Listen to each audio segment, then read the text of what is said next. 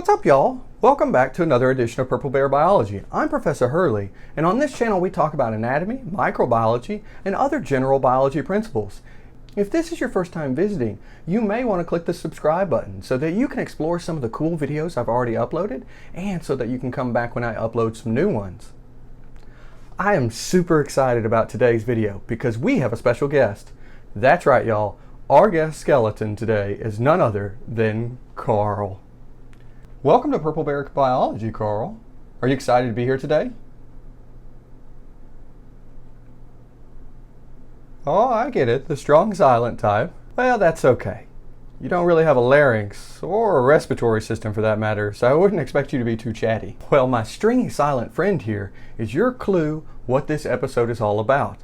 This video is going to discuss the basic layout of the skeletal anatomy, and we'll delve into the bones and features of the axial skeleton, as well as some tips about how to learn all of this along the way. Let's take a look at Carl using the Complete Anatomy app. If you haven't seen this app already and some of my other videos, then you have to check it out. I'll put a link down in my description section below.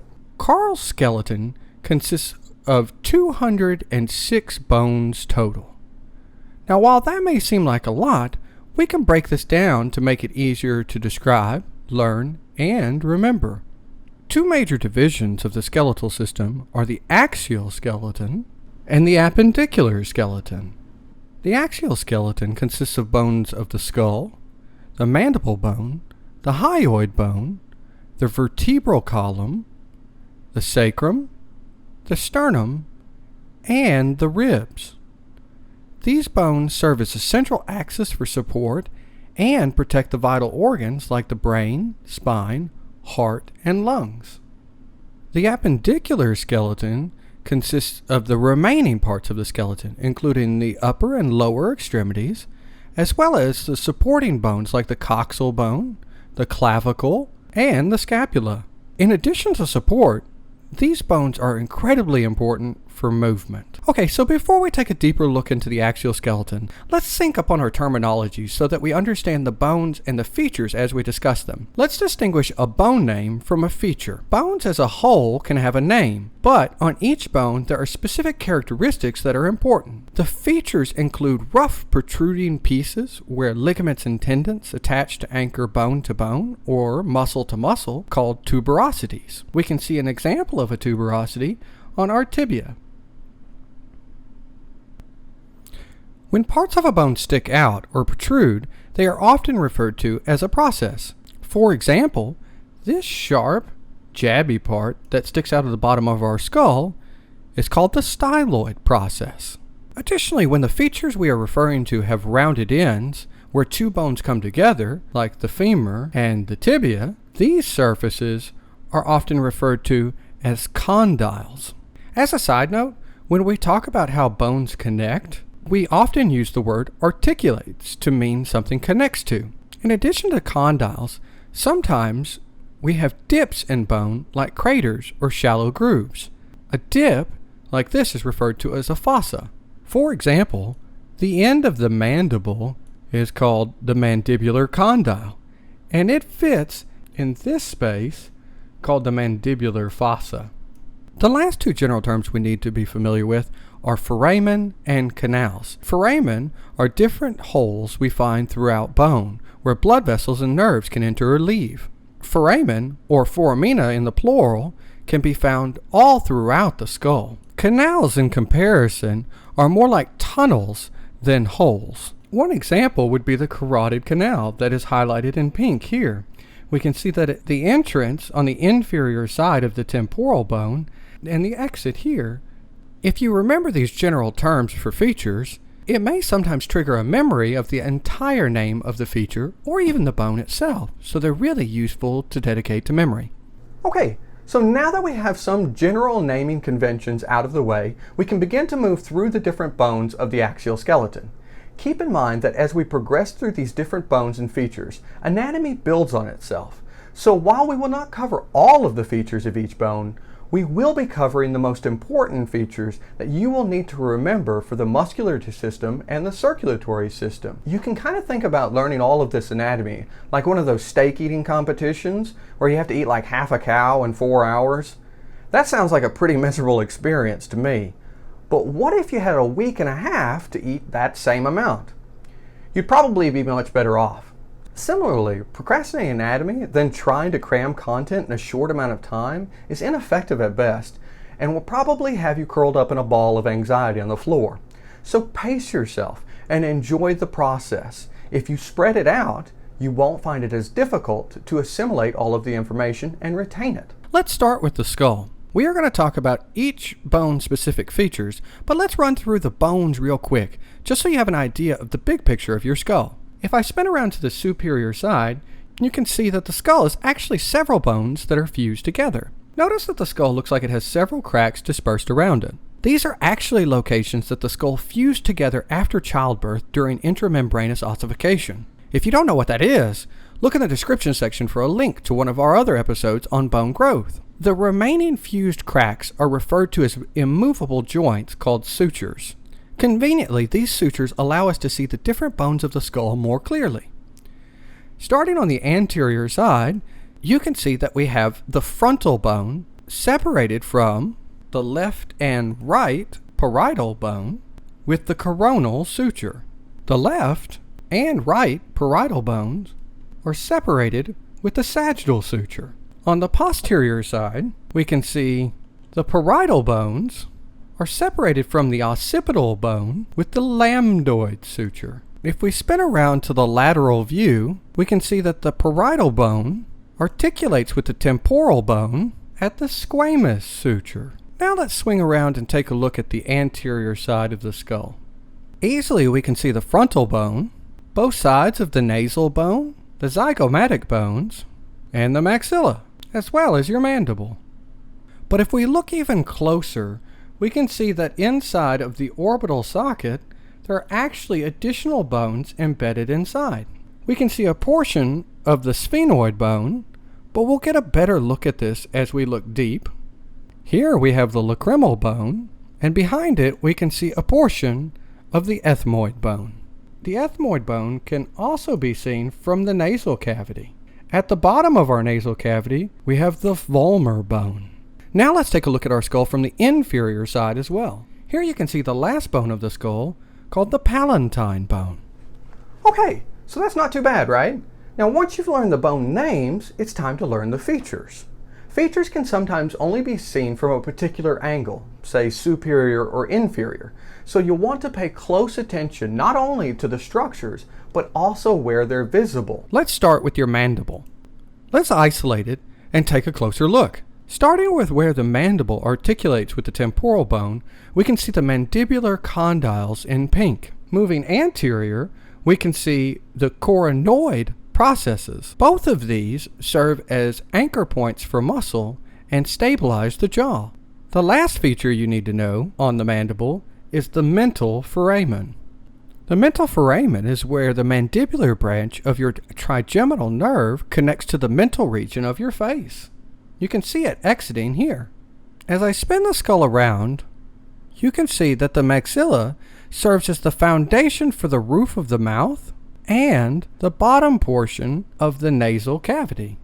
Protruding up from the nasal cavity, we can see the volar bone. Connected to the volar bone, we have the perpendicular plate of the ethmoid bone.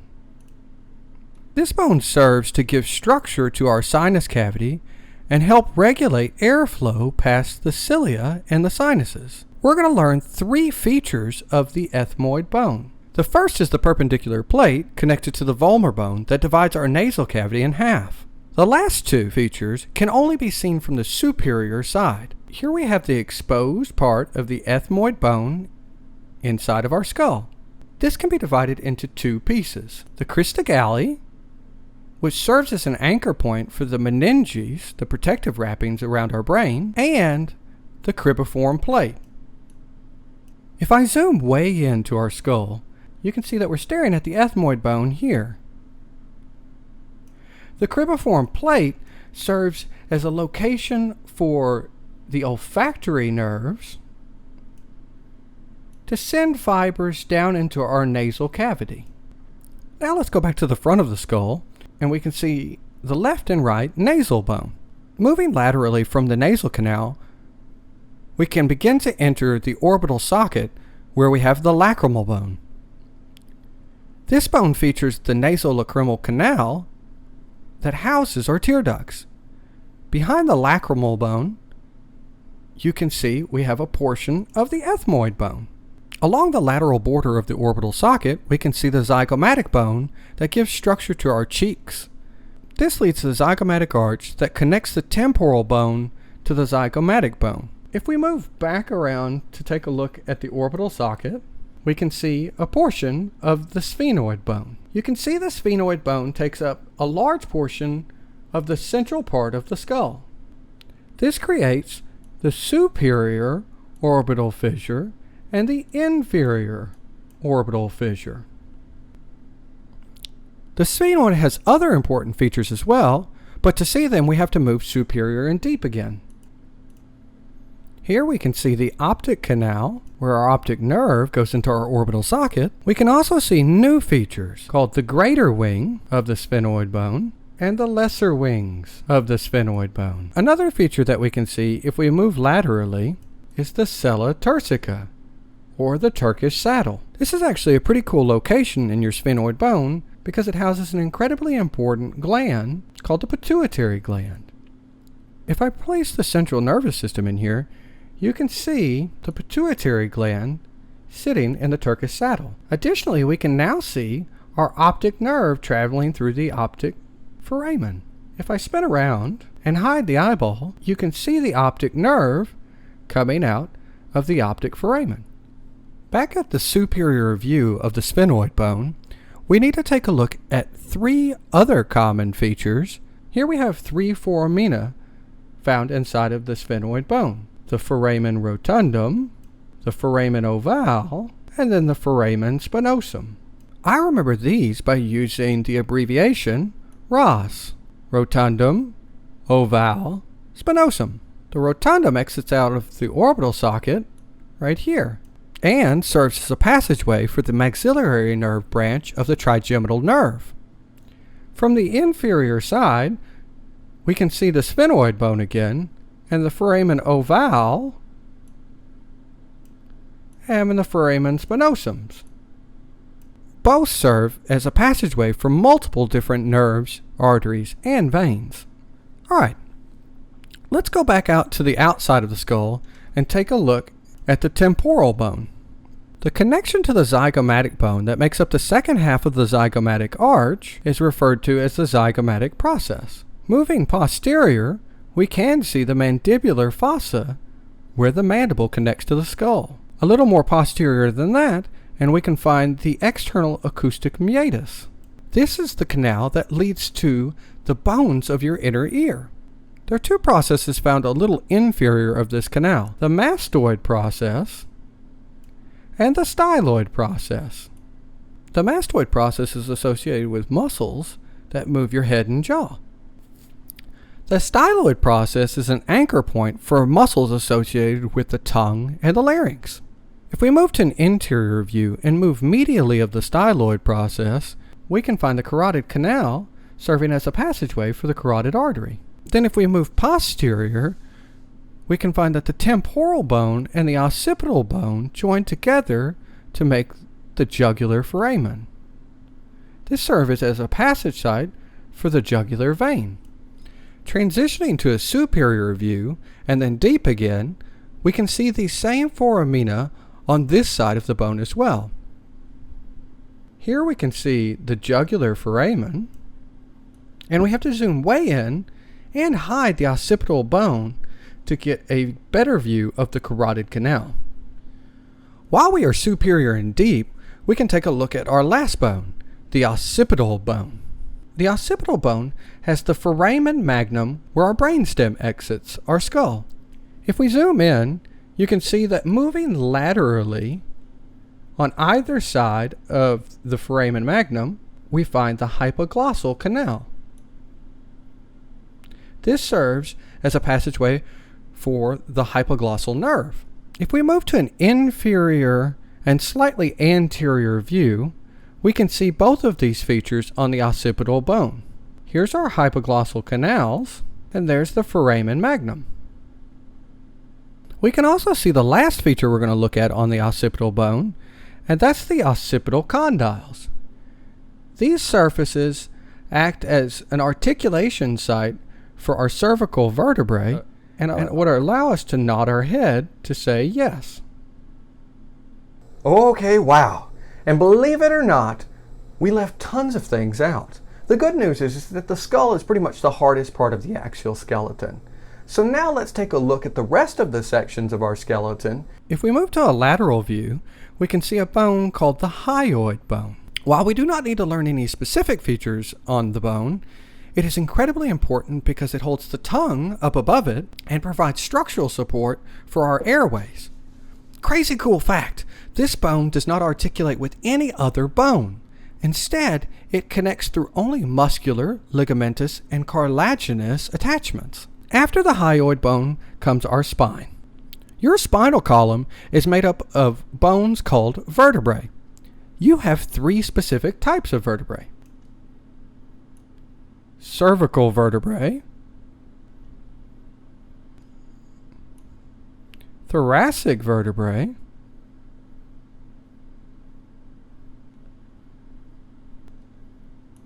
and lumbar vertebrae.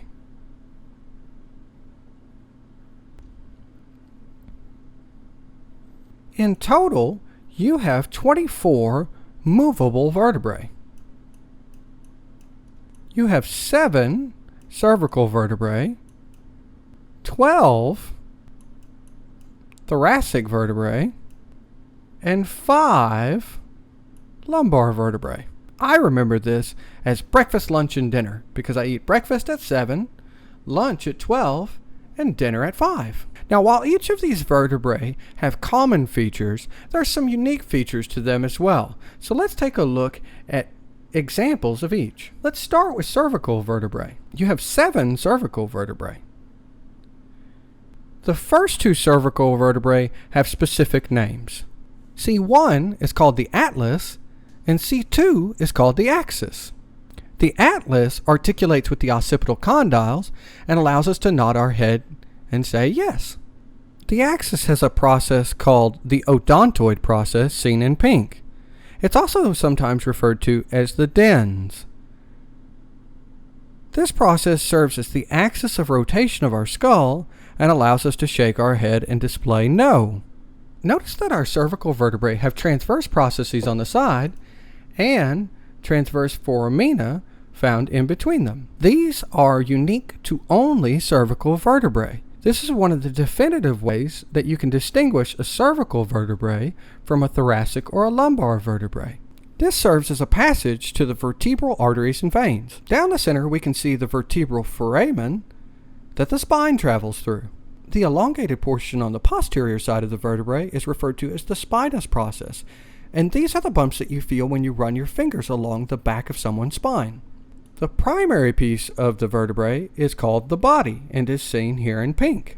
The body connects to the pedicle, and the pedicle attaches to the superior articular processes with facets. These serve as the articulation site for the vertebrae above this one, and the location where the vertebrae connect to the vertebrae beneath them is referred to as the inferior articular facet. The lamina connects the spinous process to the body.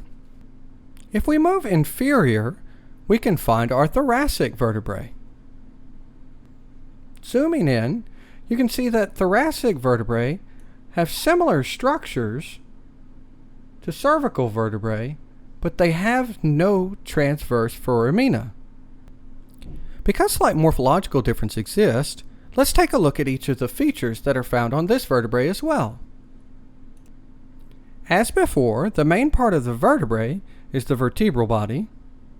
The part that connects to the body is called the pedicle. Thoracic vertebrae have superior articular facets and inferior articular facets. This part of the vertebrae is referred to as the lamina. And while they have no transverse foramina, they still have transverse processes. You can see that thoracic vertebrae still have spinous process and the primary vertebral foramen where the spine runs through. The last vertebral type is called the lumbar vertebrae.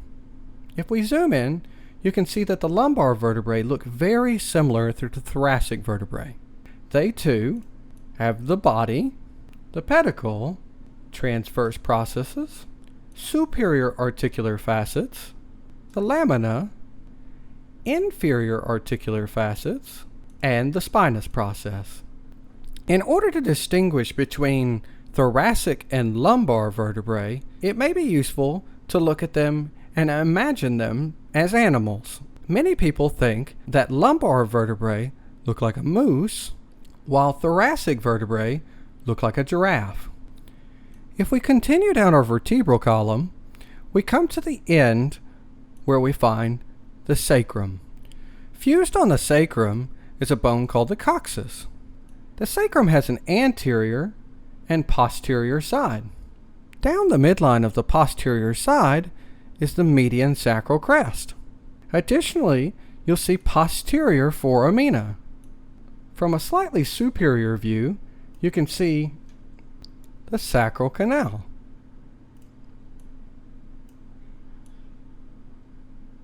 On the anterior side, we can see anterior foramina. The sacral nerves and blood vessels pass through the sacral canal and lead down to the anterior and posterior foramina.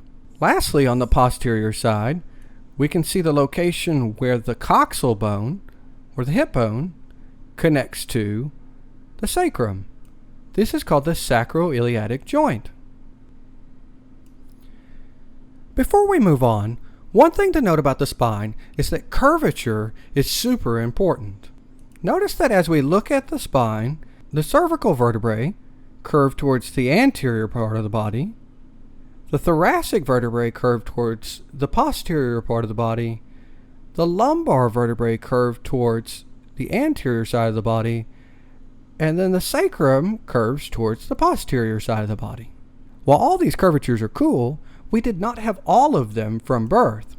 Only the thoracic and the sacral curvature existed. You developed your cervical curvature when you lifted your head, and your lumbar curvature when you stood up and started walking. When the spine becomes misshapen, it can have full body effects. Some common types of deformations of the spine include scoliosis, where the spine becomes misshapen and S-shaped. Kyphosis is an increase in the curvature of the thoracic vertebrae. Lordosis is an increase in the curvature of the lumbar vertebrae. Okay, let's wrap things up by looking at the rib cage. Down the midline of your rib cage is a bone called the sternum. Starting superior, we can find a feature called the manubrium that laterally has clavicular notches that attach to your clavicle and a suprasternal notch found in the middle.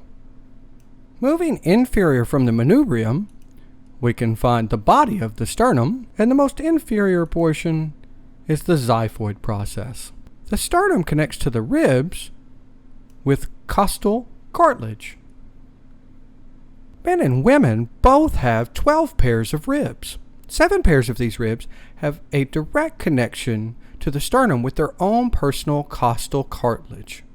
We refer to these as true ribs.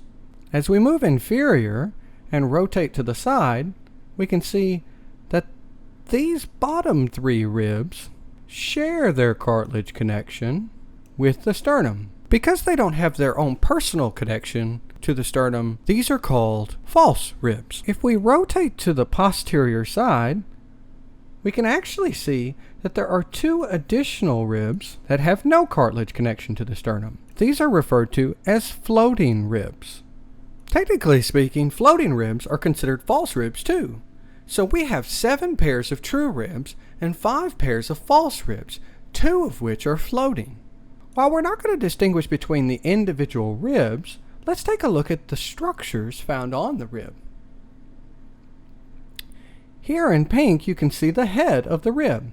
Notice it's kind of rounded, and this is what articulates with the vertebrae.